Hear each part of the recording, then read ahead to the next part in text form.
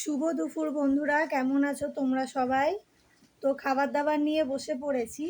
আর আমাদের এখানে প্রচণ্ড জোরে বৃষ্টি হচ্ছে, জানো তো? তোমাদের ওদিকে কি বৃষ্টি হচ্ছে? আমাদের এখানে তো খুব বৃষ্টি হচ্ছে।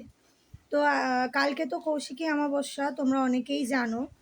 তো আমি এই উপোসটা করি।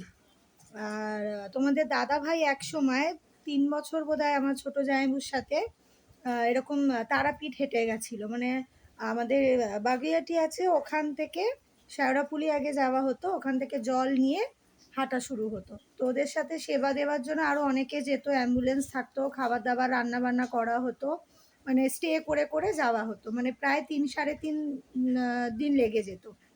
তো এখন আর পারে না, যায় না। তো আজকে কি রান্না করলাম দেখো। দেখো ডালিয়া করে নিয়েছি, গাজর দিয়ে আলু দিয়ে ডালিয়া করেছি। আর এখানে একটু আলু ভাজা করে নিয়েছি।